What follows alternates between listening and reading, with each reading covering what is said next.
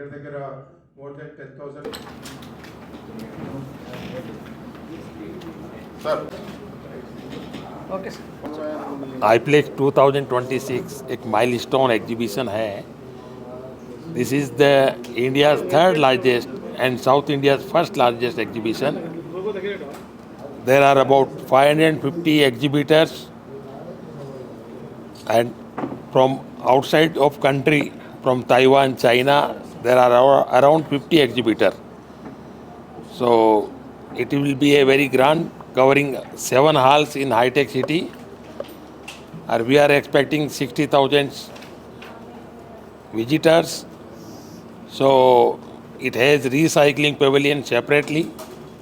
So request all to visit from 7 to 10th August 2026 at HICC Madhopur for iPlex 2026. Thank you. అందరికీ నమస్కారం అండి. ఐప్లెక్స్ 2026 Telangana and Andhra plastic manufacture association వారు organise చేస్తున్నారు. ఈ exhibition 7th August నుంచి 10th August వరకు ఉంటుంది. మార్నింగ్ 10 o'clock నుంచి ఈవినింగ్ 6 o'clock వరకు హైటెక్స్ ఎగ్జిబిషన్ సెంటర్ హైటెక్స్లో. ఈ ఎగ్జిబిషన్ చాలా ఇంపార్టెంట్ అండి, ఎందుకంటే ఇది ఇండియాలో third largest exhibition, south India and central ఇండియాలో లార్జెస్ట్ ఎగ్జిబిషన్. ఇంత పెద్ద ఎగ్జిబిషన్ ఇప్పటివరకు సౌత్ ఇండియాలో కానివ్వండి లేకపోతే సెంట్రల్ ఇండియాలో కాలేదు. ఆల్ ఇండియా బేసిస్లో థర్డ్ లార్జెస్ట్ ఎగ్జిబిషన్. ఇదే కాకుండా ఈ ఎగ్జిబిషన్లో దగ్గర 550 ఎగ్జిబిటర్స్ పార్టిసిపేట్ చేస్తున్నారు. దీంట్లో 40 నుంచి 50 ఫారిన్ కంట్రీ, చైనా, తైవాన్ వాళ్ళు కూడా పార్టిసిపేట్ చేస్తున్నారు. ఇదే కాకుండా ఈ 550 యూనిట్స్లో 110+ యూనిట్స్ లైవ్ మిషన్స్ రన్నింగ్ అవుతుంది. కాబట్టి లైవ్ మిషన్స్ అనేది ఉంటే టెక్నాలజీ అప్గ్రేడేషన్ ఎలా ఉంది, టెక్నాలజీ నేర్చుకునే అవకాశం ఉంటుంది.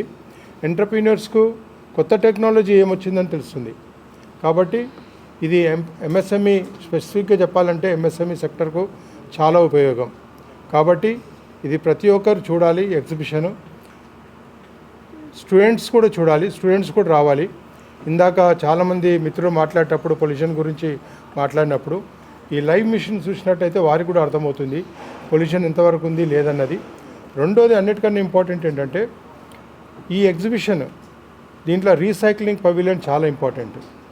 ఈ మధ్యకాలంలో government of India, government of అన్ని రాష్ట్ర ప్రభుత్వాలు కూడా రీసైక్లింగ్ చాలా ఎంకరేజ్ చేస్తున్నారు. కాబట్టి రీసైక్లింగ్ అయిన ప్రోడక్ట్స్ ఏమేమి ఉన్నాయి, ఏమేమి తయారవుతున్నాయి, ఏ ప్రోడక్ట్ తోటి ఏ ప్రోడక్ట్స్ తయారవుతున్నాయి, బహుశా చాలా మట్టుకు మిత్రులకు కూడా ఎవరికి తెలియదు. కాబట్టి మీరందరూ వచ్చి అక్కడ చూసినట్టయితే ఏ ప్రోడక్ట్స్ ఉన్నాయన్నది చూసి మీరు హైలైట్ చేస్తే కామన్ మ్యాన్గా వచ్చే అవకాశం ఉంటుంది, వారికి కూడా అవగాహన దొరుకుతుంది ప్లాస్టిక్ రీసైక్లింగ్. ఇంకోటి అన్నిటికన్నా ఇంపార్టెంట్ అంటే మీడియా ద్వారా నేను అందరికి చెప్పదలుచుకున్నాను. గవర్నమెంట్ ఎప్పుడు చెప్తూనే ఉంటుంది సెగ్రిగేషన్ ఎట్ సోర్స్ అని, కానీ అన్ఫార్చునేట్గా మన ఇళ్లలో ఎవరు కూడా సెగ్రిగేటెడ్ సోర్స్ కావడం లేదు. కాబట్టి దయచేసి మీరు కూడా మీ మీడియాలో అదొక ఐటెం లాగా తీసుకొని రెగ్యులర్గా దీన్ని సెగ్రిగేషన్ ఎట్ సోర్స్ అనేది ఒకటి పెట్టినట్టయితే ఇది చాలా బాగుంటుంది. సో డెఫినెట్గా ఈ రీసైక్లింగ్ పవిలియన్ చూడండి, దాంట్లో జరిగే ఏదైతే ప్రోడక్ట్స్ ఉంటే వాటి గురించి తెలుసుకోండి.